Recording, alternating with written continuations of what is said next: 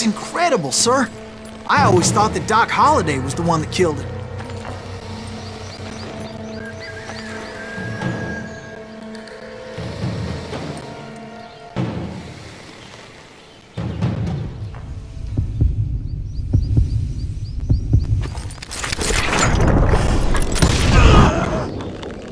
Sorry I had to ruin the legend for you, boy. But the legend ain't always true. Doc Holliday had nothing to do with the death of Johnny Ringo.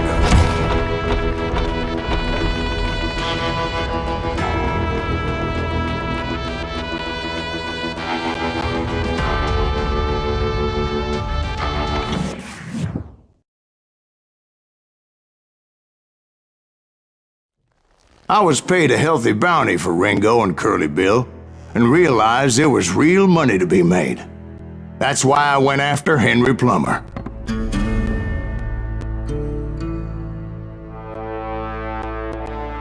Now, wasn't he the sheriff who augmented his income by shaking down miners and robbing gold shipments? That's the one. Oh yeah, I remember him. He ran that gang of thieving outlaws called the Innocents. So it's true that you went toe-to-toe with him? Indeed I did, son. Indeed I did.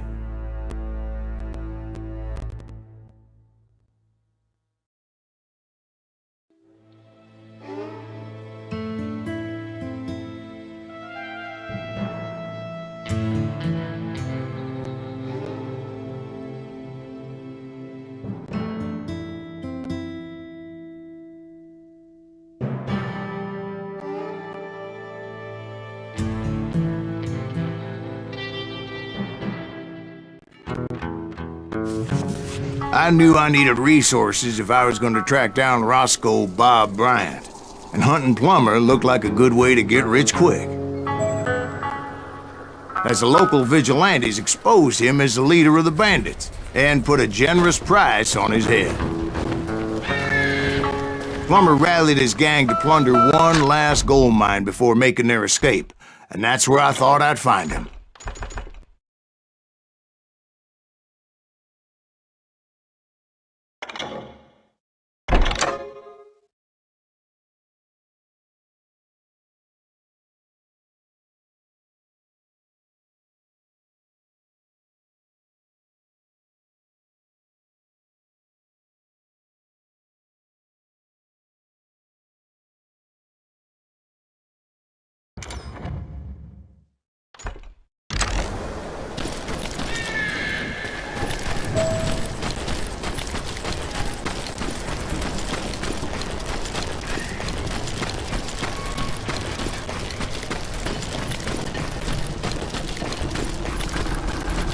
It makes me nervous standing so close to all these goddamn barrels of gunpowder. Why would you be nervous?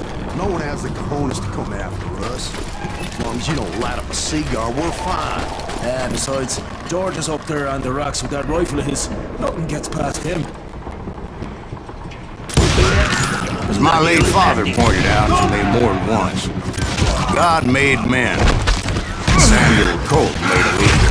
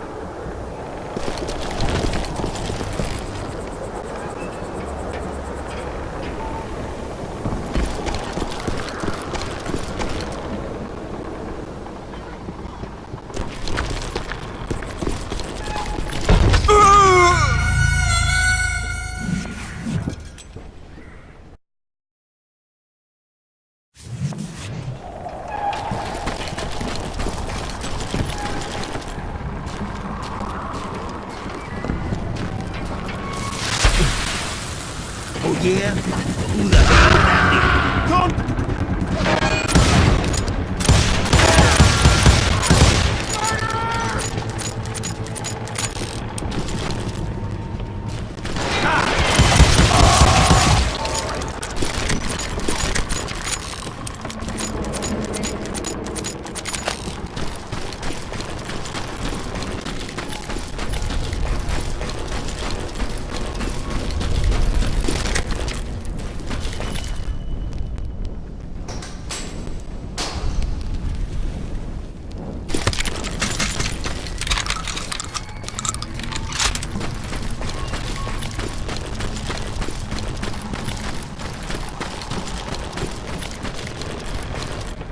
I knew that dynamite wasn't mine, so I decided the polite thing would be to return it.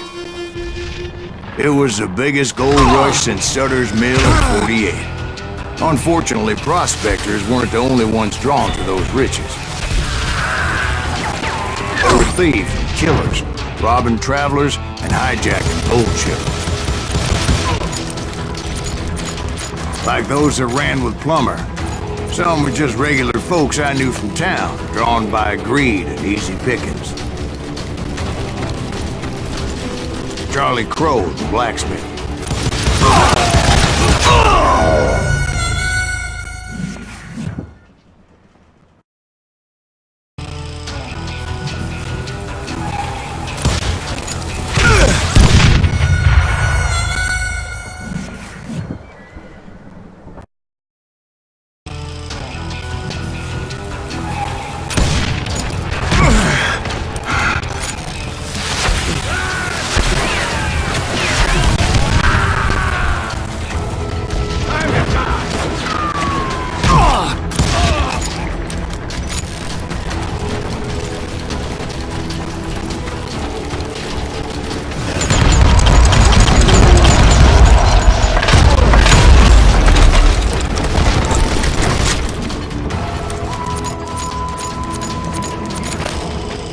James, who worked in the stable.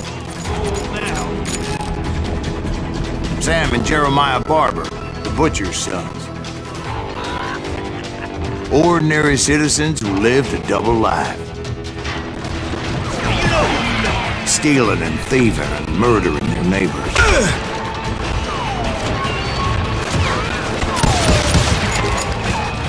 Put that moron out of here.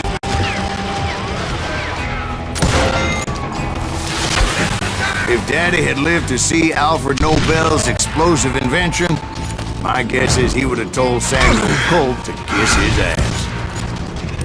Plummer had a lot of men on his payroll. A hell of a lot. That son of a bitch pretended to protect the public with one hand while stealing them blind with the other. Of course, the rest were veterans of the Civil War. Stone-cold killers trained on the bloody fields of Shiloh and Antietam. He set up a defensive perimeter which I had no idea how to breach. Dangerous, desperate individual. I was outnumbered and in way over my head, but I was too damn stubborn and stupid to realize. They must have thought I was tough. Or had some kind of death wish. Seeing as there were barrels of gunpowder everywhere. Watch out for the goddamn gunpowder! One stray bullet, one stray spark, and I'd be blown to hell and gone. Did I have any second thoughts about what I was doing? No. I thought I was some kind of hero.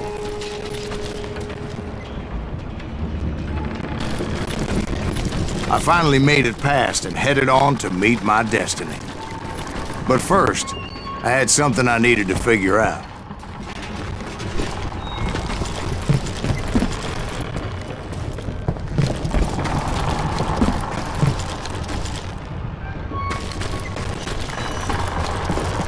I had a few ideas on how to get into that mine, but once I made my decision, I knew there was no turning back. So my first thought was to enter the nearest mine portal. I saw an entrance. Made sense. It was the quickest way in, but that also made it more dangerous. as there would undoubtedly be enemy pickets posted along the way.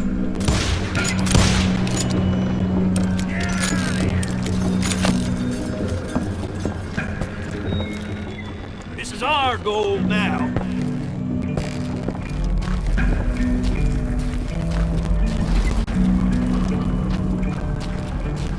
Do you know who we are?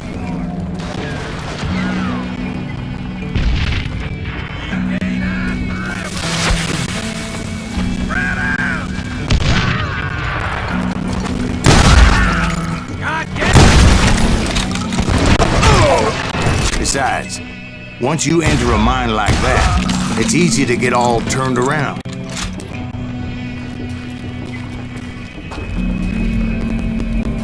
And that confusing maze of corridors wouldn't even be the worst of it. Some of those shafts could be as deep as hell.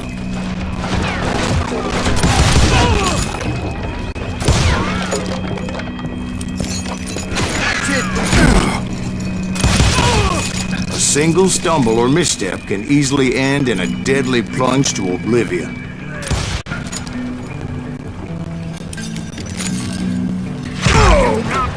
To die like this!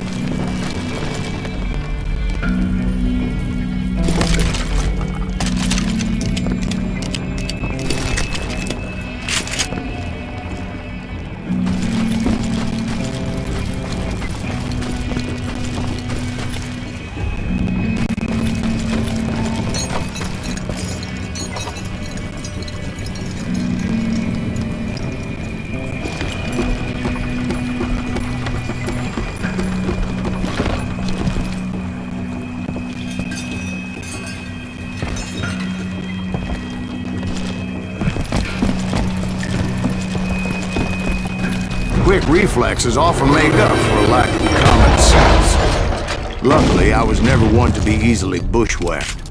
I would just need to be careful not to blow myself to kingdom come. Thank you! With all that gunpowder and dynamite everywhere, a body has to know what he's shooting at.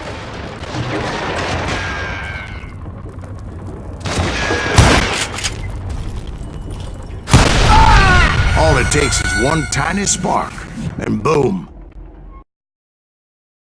Surprise!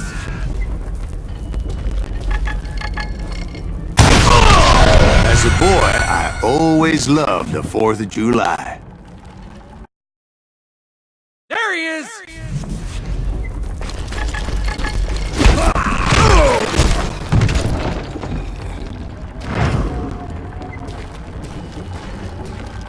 One wrong bullet could have turned that mine into a